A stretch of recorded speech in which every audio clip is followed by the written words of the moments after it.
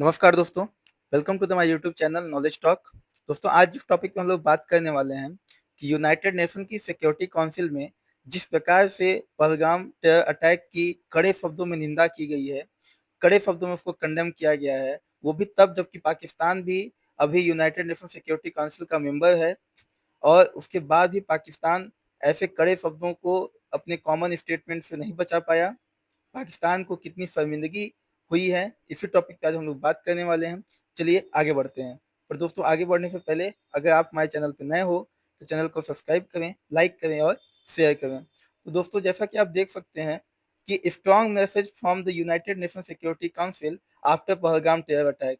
जिस प्रकार से यूनाइटेड नेशन सिक्योरिटी काउंसिल ने कड़े और बहुत ही तीखे शब्दों के साथ इस अटैक की निंदा की है, कंडेम किया है, ये बहुत रेयर होता है क्योंकि यूनाइटेड नेशन सिक्योरिटी काउंसिल बहुत ही डिप्लोमेटिक चैनल है और बहुत ही डिप्लोमेटिक और सॉफ्ट शब्दों में किसी भी घटना की जिक्र या उसका कंडेमेशन किया जाता है। मैं दोस्तों एक छोटे में आपको अगर बता दूं, जैसा कि आपको पता ही चल गया होगा कि 22 अप्रैल 2025 को जम्मू कश्मीर के पहलगाम में आतंकवादियों के द्वारा, पाकिस्तानी आतंकवादियों के द्वारा हमला कर दिया गया, जिसमें 26 से ज़्यादा लोगों की मौत हो गई और 25 से 20 के बीच में सीरियस रूप से इंजर्ड हुए हैं। इस हमले की जिम्मेदारी द रेजिस्टेंस फ्रंट ने, जो कि पाकिस्तानी बेस्ड लश्कर तैयबा का एक प्रॉक्सी ग्रुप है, उसने ली है। और इसका मोटिव की अगर हम बात करें तो इसका मोटिव है कि जम्मू कश्मीर में जो डेमोग्राफिक चेंज हो रहा है वहाँ की पॉपुलेशन में, उसके खिलाफ है। और ये 2019 में आर्टिकल 370 के रिमूव होने के बाद यह ग्रुप बनाया गया था। अगर हम इसमें बात करें कि दुनिया क्या सोच रही है, तो ग्लोबल अटेंशन में दुनिया इस कायराना हमले की सीरियसनेस को देखते हुए लोगों ने इस हमले को कंडेम किया है। अगर हम इसमें सपोर्ट और विक्टिम की बात करें तो दुनिया के लोगों ने इंडिया और इससे अफेक्टेड जो फैमिलीज हैं जिन्होंने अपने को खोया है उसके साथ खड़े हैं। पेपर और टेरर नेटवर्क की बात करें तो जिस प्रकार से इस हमले के बाद आतंकवादियों के जो टेरर नेटवर्क हैं उनको ध्वस्त करने के लिए, उनके ग्रुप्स को खत्म करने के लिए, स्पॉन्सर को करने के लिए, उनके जो स्पॉन्सर हैं उन वो कड़ी कार्रवाई करें आतंकवाद पे, उसके लिए उन्होंने प्रेफर बनाया गया है। इंटरनेशनल लॉ के तहत इस प्रकार के काउंटर टेररिज्म मेजर्स उठाए जाएं ताकि आतंकवादियों को खत्म किया जा सके। और इंडिया के डिप्लोमेटिक चैनल्स के थ्रू इंडिया ने बहुत से ग्लोबल एक्शन की डिमांड की है आतंकवाद के खिलाफ। वर्तमान में यूनाइटेड नेशन सिक्योरिटी काउंसिल में, जैसा कि दोस्तों आप जानते हैं कि 5 इसमें परमानेंट मेंबर होते हैं, जिसमें United states, China, great Britain, France और रसिया हैं। और 10 इसमें नॉन परमानेंट मेंबर होते हैं जो अल्टरनेट करके 2-2 साल पे चेंज होते रहते हैं। अभी अप्रैल 2025 में जो यूनाइटेड नेशन सिक्योरिटी काउंसिल की जो प्रेसिडेंट है वो फ्रांस है, तो फ्रांस ने ये जो स्टेटमेंट जारी किया है जिसमें कड़े रूपों से कंडेम किया गया है इस आतंकवादी हमले को, उसमें फ्रांस की बहुत बड़ी भूमिका रही है। बात करें तो बीते 2 महीने के बाद पाकिस्तान जुलाई 2025 में इस यूनाइटेड नेशन सिक्योरिटी काउंसिल का प्रेसिडेंट बनने वाला है। इस पहलगाम टेरर अटैक के बाद जो यूनाइटेड नेशन सिक्योरिटी काउंसिल ने कड़े शब्दों में निंदा की, उसमें आप देख सकते हैं the United nation security council strongly condemned the terror attack in Pahalgam, calling it heinous and cowardly। इस कायरतापूर्ण और घिनौने आतंकवादी हमले की हम कड़े शब्दों में निंदा करते हैं। इंडिया की गवर्नमेंट के साथ और विक्टिम फैमिली के साथ यूनाइटेड नेशन सिक्योरिटी काउंसिल पूरी तरीके से खड़ा है।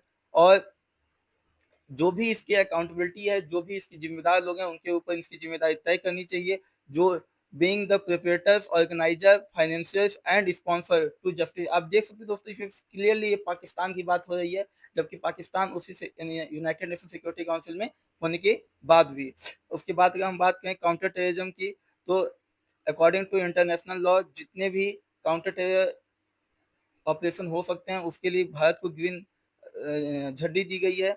और अगर हम इसमें बात करें कि इंडिया पाकिस्तान के रिलेशन पे क्या इम्पैक्ट पड़ेगा, जैसा कि आपको पता है कि डिप्लोमेटिक टेंशन दोनों में पीक पे हो चुकी है। दोनों ही देशों ने अपने हाई कमीशन में अपने अधिकारियों की संख्या कम कर दी है। दोनों के बीच में जो पीस की टॉक है उस डायलॉग सस्पेंड कर दी गई है भारत की तरफ से। भारत कोई बातचीत नहीं करने वाला है पाकिस्तान से शांति को लेकर के। जो बॉर्डर सिक्योरिटी है वो अभी टेंस हो चुकी है, चाहे मिलिट्री प्रेजेंस हो या बायलैटरल टॉक्स हो, वो भी बहुत कम लेवल पे आ चुके हैं। पाकिस्तान के ऊपर इंटरनेशनल प्रेशर बढ़ता जा रहा है ऐसे आतंकवादियों पे लगाम लगाने के लिए और ऐसे आतंकवादियों पे कार्रवाई करने के लिए। और इसमें इंडिया को खुली छूट दे दी गई है कि इंडिया चाहे तो काउंटर टेररिस्ट ऑपरेशन पाकिस्तान में कर सकता है और पाकिस्तान में करने के लिए पूरी तरीके से इंडिया वैलिड है। उसके बाद अगर हम बात करें बॉर्डर इम्प्लीकेशंस की, तो यूनाइटेड नेशन सिक्योरिटी काउंसिल ने जो रिएक्शन दिया है उसके बेस पे एफएटीएफ जो कुछ महीनों में मीटिंग होने वाली है एफएटीएफ की, उसमें प्रेशर बनेगा ताकि दोबारा से पाकिस्तान को एफएटीएफ की ग्रे लिस्ट में डाला जाए इस आतंकवादी हमले के कारण। इंडिया क्या इसमें पॉसिबल मेजर्स ले सकता है, तो इंडिया टफ एक्शन ले सकता है एट द एलओसी। एलओसी पर Bharat counter terrorism operation conduct कर सकता है, इकोनॉमिक रिटेलिएशन कर सकता है जिसमें पानी ब्लॉक कर सकता है, ट्रेड ब्लॉक कर सकता है पाकिस्तान का। और लीगल एक्शंस की बात करें तो India international court of justice और यूएन बॉडीज में इस मुद्दे को उठा सकता है। बट यूनाइटेड नेशन का फोकस है साउथ एशिया की सिक्योरिटी और साउथ एशिया रीजन की पीस के लिए, जिसमें खास करके वो कश्मीर मुद्दे को ध्यान में रखकर इस बात को उठाने वाले हैं। दोस्तों एक बात मैं आपको और बताना चाहूँगा कि गवर्नमेंट ने एडवाइजरी इशू किया है सारे मीडिया बॉडीज़ को कि वो रियल टाइम डिफेंस ऑपरेशंस की या रियल टाइम जो हमारे डिफेंस पर्सनल हैं उनकी मूवमेंट को कवर ना करें, क्योंकि आप देख सकते हैं ministry of information and broadcasting का ये ट्विटर पे उन्होंने ये स्टेटमेंट जारी करके सारे मीडिया हाउसेस को ये कहा है कि वो रियल टाइम ऑपरेशन की कवरेज ना करें। अगर हम बात करें तो ऐसा क्यों? क्योंकि आप देख सकते हो कि रियल टाइम जब media houses real time coverage करते हैं तो उनसे पाकिस्तान में बैठे आतंकवादियों को इंडिया की ट्रूप्स की मूवमेंट की जानकारी मिल जाती है। और इसके बाद भी अगर कोई मीडिया चैनल करता है तो वो टेलीविजन नेटवर्क रेगुलेशन एक्ट 1995 के प्रोग्राम कोड का वायलेशन होगा, उस मीडिया चैनल पे सख्त कार्रवाई की जा सकती है। अगर सरकार ने यह भी कहा है कि आप जो भी न्यूज़ दिखाना है वो एक बार मूवमेंट खत्म हो जाए उसके बाद आप दिखा सकते हैं, बट उसके पहले आपको नहीं दिखाना है और लाइव मूवमेंट नहीं दिखानी है।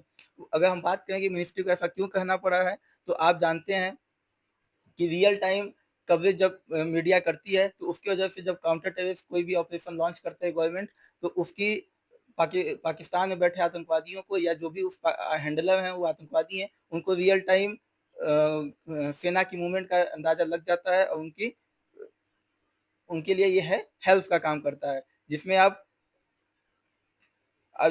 देख सकते हैं कि जब 26/11 का हमला 2008 में हुआ था तो एनएसजी कमांडोज की जो भी मूवमेंट हो रही थी मीडिया उसको रियल और लाइव दिखा रहा था अपने चैनल्स पे, जिसके थ्रू जो ताज होटल में आतंकवादी थे, जो टेररिस्ट थे, उनको पहले से ही पता चल जा रहा था कि एनएसजी कमांडो कहाँ से आने वाले हैं और कहाँ को जाने वाले हैं। तो इस प्रकार के counter terrorist counter terrorism operation की लाइव कवरेज के लिए गवर्नमेंट ने मना कर दिया है।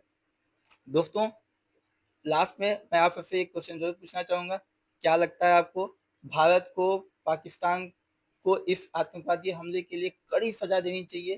भारत को पाकिस्तान पर counter terror counter terrorist operation करना चाहिए या आपको लगता है कि नहीं इंडस्ट्रेटिव हमने ब्लॉक कर दी है, वैसे ही पाकिस्तान की हालत बहुत ख़राब है, वैसे उनके यहाँ आटा बहुत महंगा हो गया है और अब और उनके कुछ करने की आवश्यकता नहीं है। जैसा भी हो आपका ओपिनियन आप हमें बताएं हमारे कमेंट सेक्शन में। आपका वीडियो देखने के लिए बहुत बहुत धन्यवाद। जय हिंद, जय भारत।